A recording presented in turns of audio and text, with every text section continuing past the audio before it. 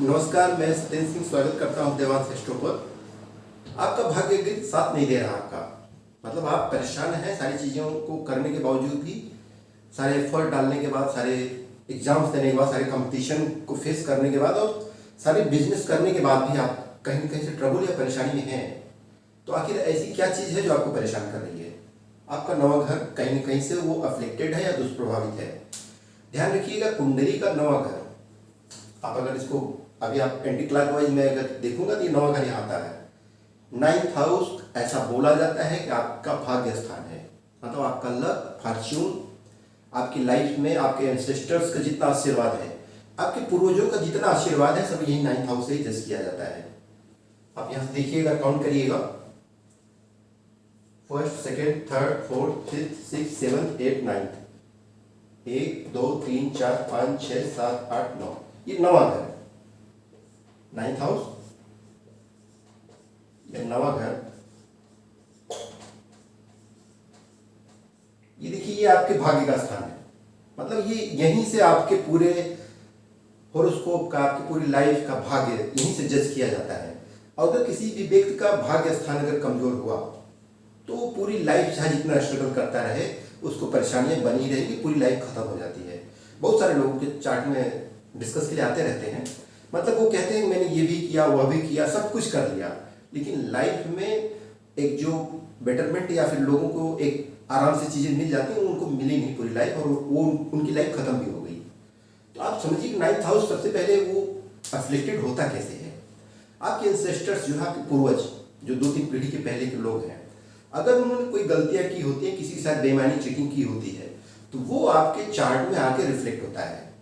पहला टॉपिक तो ये है, अगर आपका नवा घर, आपका कुंडली का भाग्य स्थान अगर वो कहीं से कमजोर है और आप पूरी मेहनत और पूरे प्रयास के बाद भी लाइफ में सक्सेस नहीं पा रहे हैं, या फिर आप जैसा सक्सेस चाहते हैं वो ऐसा सक्सेस आपको नहीं मिल रहा है, वैसी सफलता आपको नहीं मिल रही है, तो आपका नवा घर, आपका भाग्य स्थान कमजोर है।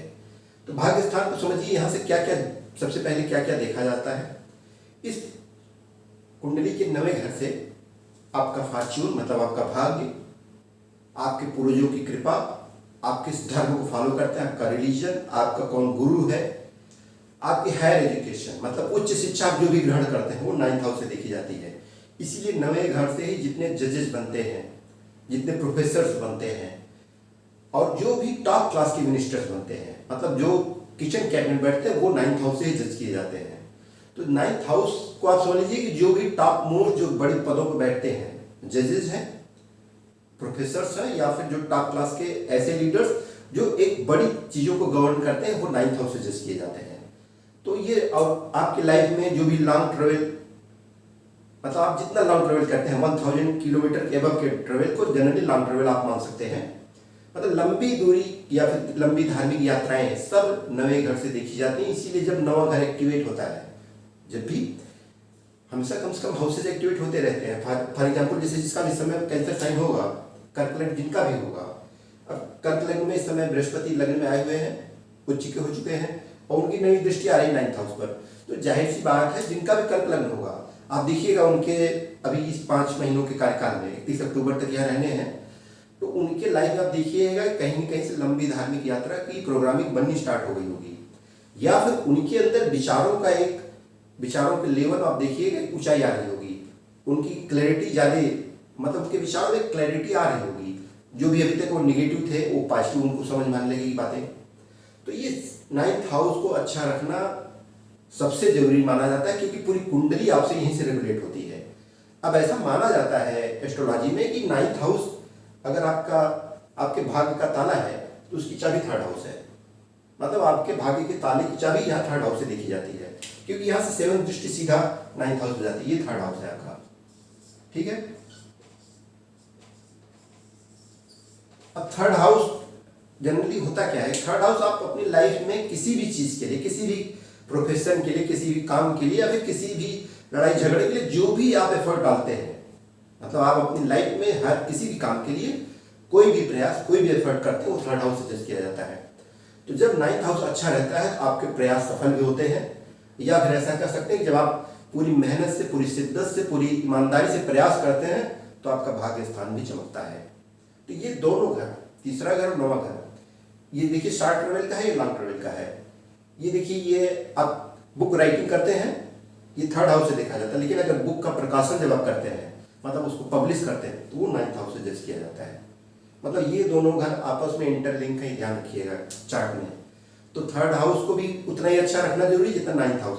लेकिन 9th हाउस चूंकि आपका भाग्य है, कभी कभार ऐसा होता है कि आदमी एफर्ट कम भी कर रहा है, लेकिन अगर उसका भाग्य मजबूत है तो भी वो सारी चीजें पा जाता है। और वो अगर उसका 9th हाउस ही कमजोर हुआ, भाग्य स्थान ही कमजोर हो गया, या फिर उसके एंसेस्टर्स का आशीर्वाद ही उसके साथ नहीं है, उसके पूर्वजों की कृपा ही उसके साथ नहीं है, तो चाहे जितना प्रयास कर ले वो कहीं न कहीं से वो सक्सेस नहीं पाएगा जिस सक्सेस का उसको इंतजार था कि मुझे ये सफलता मिल जानी चाहिए थी। तो ये समझ लीजिएगा कि 9th हाउस इसको अच्छा रखना सबसे ज़्यादा जरूरी है, क्योंकि पूरी कुंडली आप देखेंगे तो इसी से गवर्न होती है। अगर किसी का भाग्य अच्छा हो गया, और दो कम से कम 3 चीजें मानी जाती हैं, आप वैदिक के हिसाब से आप देख लीजिए, फर्स्ट हाउस, 5th हाउस और 9th हाउस, मतलब लग्न का स्थान, पंचम स्थान और नवा घर। अगर ये इन तीनों हाउसेस के जो प्लेनेट है वो अगर आपको अच्छे मिल गए, मतलब आपको शरीर अच्छा मिल गया, बुद्धि अच्छी मिल गई, भाग्य अच्छा मिल गया, सब कुछ मिल गया आपको लाइफ में, अगर ये तीनों आपके साथ हैं, अच्छे रिजल्ट दे रहे हैं, तो आप सब कुछ गेन करते हैं लाइफ में, देखिएगा। लेकिन अगर ये अफेक्टेड हो गया 9th हाउस, तो हमेशा परेशानी आती है, हमेशा ट्रबल आती है। लेकिन 9th हाउस देखिए, आपको इसी 9th हाउस के बाद आप जब 10th हाउस पे जाते हैं, तो आपकी लाइफ का जितना भी नेम फेम स्टेटस है, क्योंकि 9th हाउस की प्रक्रिया से गुजरने के बाद ही आप 10th हाउस की तरफ जाते हैं। आप कोई बड़ा पद पा रहे हैं, आप प्रोफेसर बन गए, जज बन गए, या फिर आप किसी मठ के प्रमुख बन गए, या फिर आप एक स्पिरिचुअल गाइडेंस हो गए, या फिर गाइडर हो गए, या फिर आपने कंसल्टेंसी स्टार्ट कर रखी है। कंसल्टेंसी भी 9th हाउस से देखी जाती है। तो जो भी जितनी मतलब पूरी लाइफ के डोमेन आप देखेंगे, जितनी सब सारी हाइट की सबसे ऊंची चीजें हैं, क्योंकि देवगुरु बृहस्पति को एक बड़ा ग्रह माना जाता है। वो किसी भी घर में 1 साल जनरली रहते हैं ट्रांजिट में। अभी इस समय कैंसर साइन में आए हुए हैं, 5 महीने यहाँ रहेंगे, 2 महीने के लिए फिर वो इसमें जाएंगे सिंह में, उसके बाद फिर वापस वो घर में ही आएंगे, और वो अगले जून 27 तक यहाँ रहने वाले हैं। तो बृहस्पति जब भी किसी भी घर में ट्रांजिट करते हैं, चाहे पहले घर में, दूसरे किसी भी घर में ट्रांजिट करते हैं, तो वो जनरली 1 साल से 13 महीने तक का ट्रांजिट उनका रहता है। ड्यूरेशन घटता बढ़ता है कभी कभार। तो ये 9th हाउस को अच्छा रखने का तरीका क्या है? पहला, कभी किसी की आप क्या सही और क्या गलत है उसके साथ खड़े रहिए। जो सही है उसके साथ खड़े रहिए, आपका 9th हाउस अच्छा रहेगा। दूसरे, आपके पूर्वजों ने जो भी पद्धतियों को अपना रखा है वो उसको फॉलो करते आए हैं, तो आप उसको फॉलो करिए। तीसरा, धर्म स्थान की कभी भी अनादर या अवहेलना मत कीजिए, धर्म स्थान को पूरा सम्मान दीजिए, आपका 9th हाउस हमेशा अच्छा रहेगा। और 9th हाउस को अच्छा रखने का तरीका और भी एक है कि आप धर्म स्थान पर जाइए, वहां पर लोग जाते हैं, पूजा पाठ किए, उन्होंने अपना फूल माला चढ़ाया, जो भी गंदगी है करके चले आए।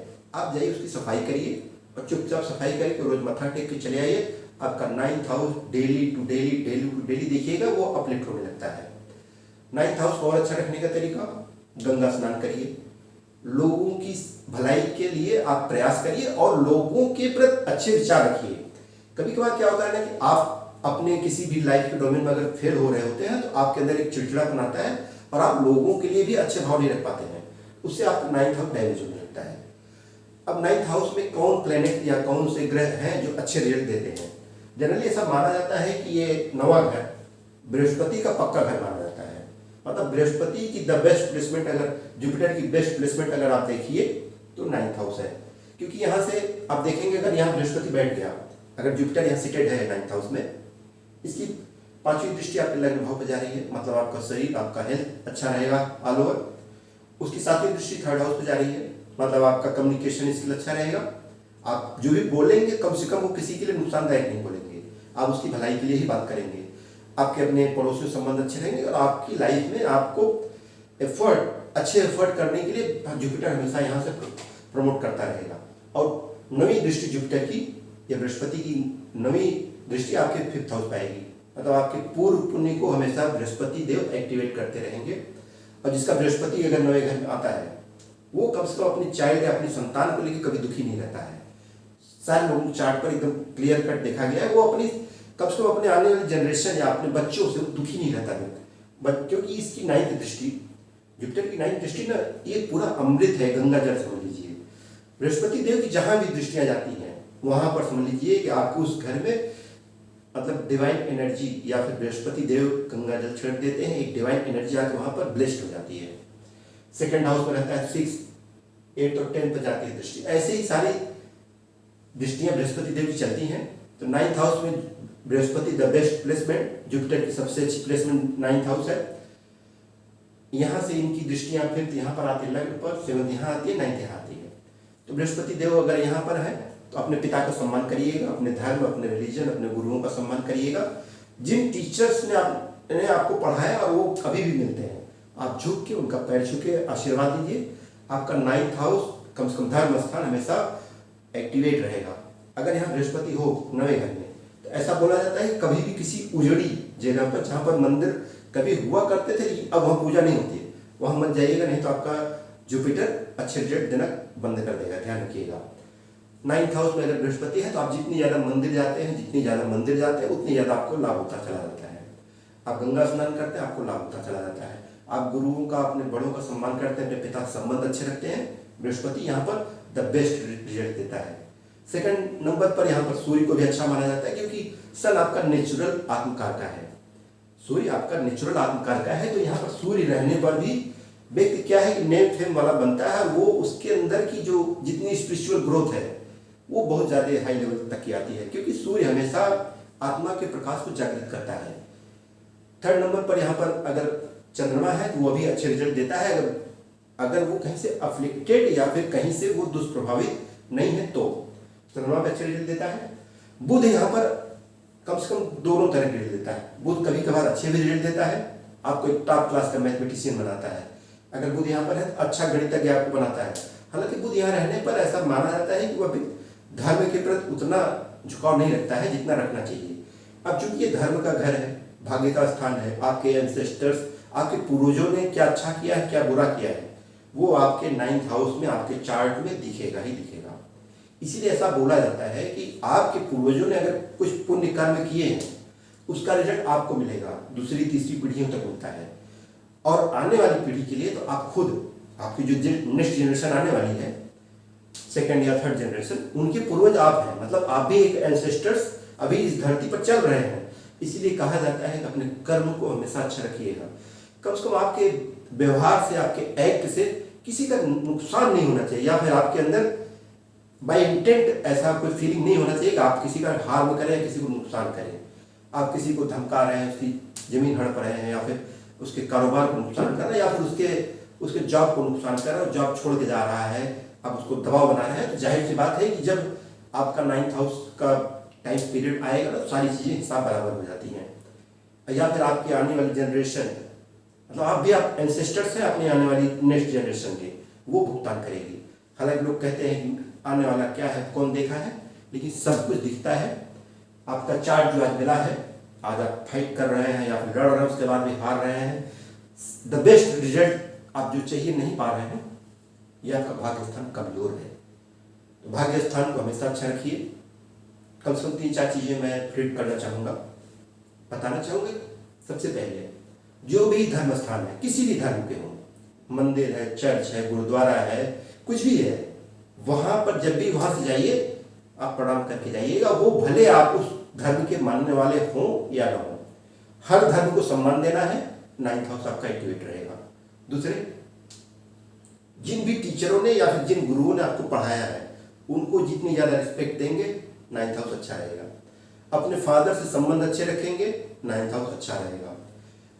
घर में जो भी सबसे ज्यादा बुजुर्ग है, मतलब घर में मान लीजिए आपके फादर अब नहीं है, उनके बाद कोई सेकंड नंबर पर जो सबसे ज्यादा एज का पर्सन है, वो आपके घर में सबसे बुजुर्ग माना जाएगा। उसको जितना ही आप रिस्पेक्ट देंगे, आपका 9th हाउस उतने अच्छे रिजल्ट देगा।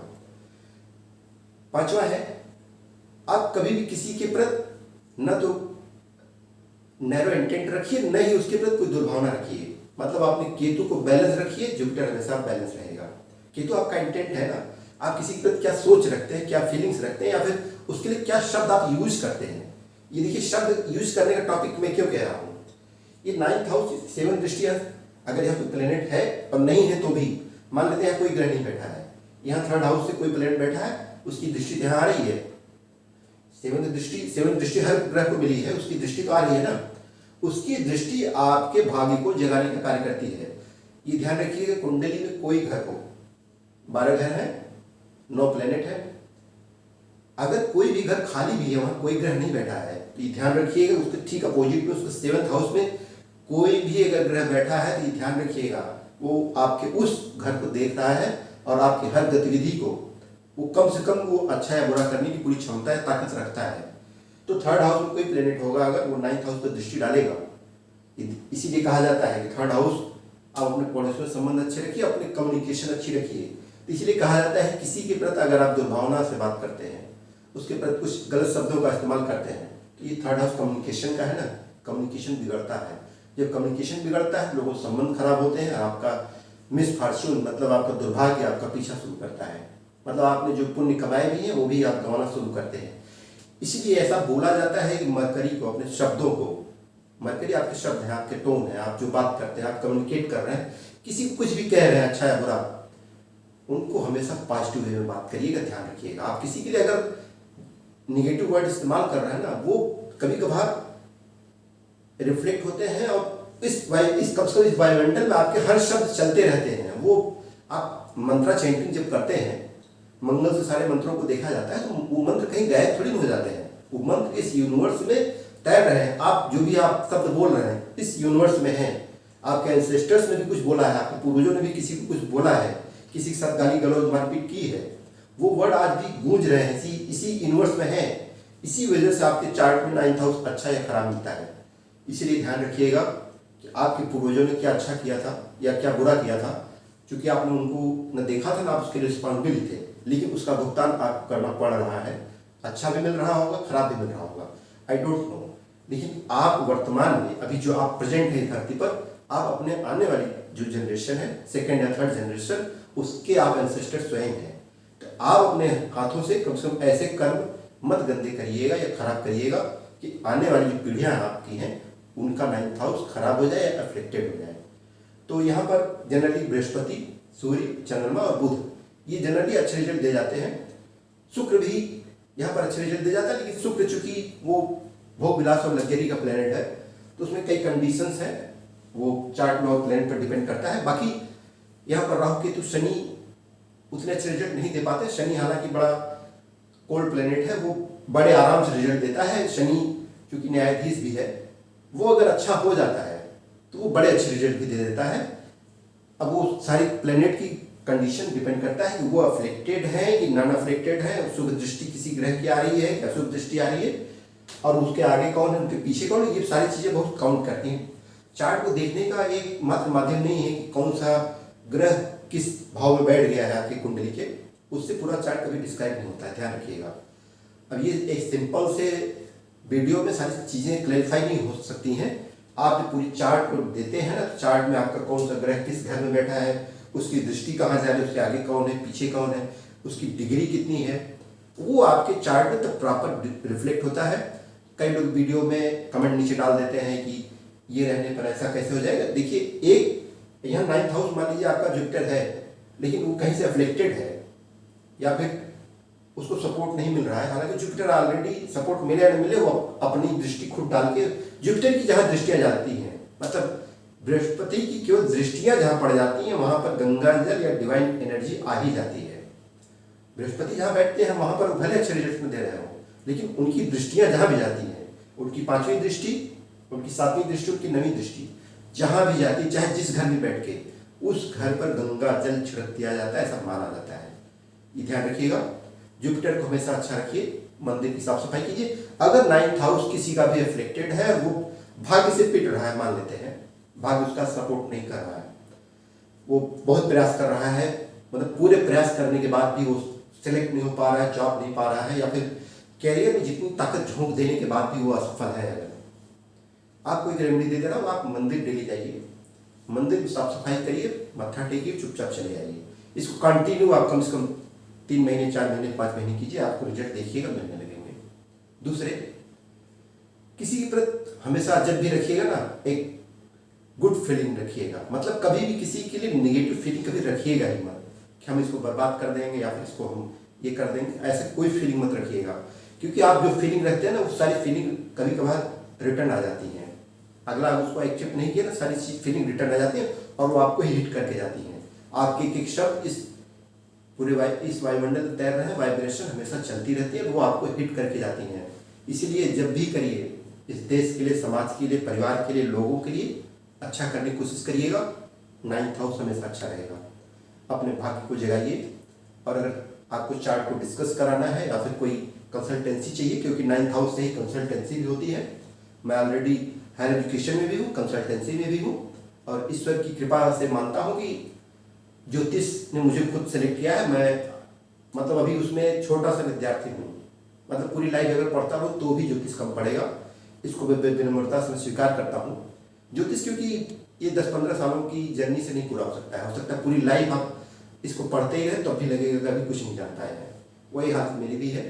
जो भी कुछ भी थोड़ी बहुत जानकारी है वो आप लोगों को शेयर करता रहता हूँ और आगे उस पर स्टडी करने की कोशिश करता रहता हूँ और अपने को और ज़्यादा इन्हेंस करने की या फिर आगे बढ़ाने की कोशिश कर रहा हूँ कि इस चीज़ में जानकारियाँ मिलती रहे और किसी का कल्याण हो। किसी भी कोई भी पर्सन आया कंसल्टेंसी के लिए, अगर उस मेरी वजह से उसके घर में थोड़ी भी खुशहाली आ रही है, कुछ भी उसके लाइफ में बेटरमेंट आ रहा है, मैं बहुत प्रसन्न रहूँगा।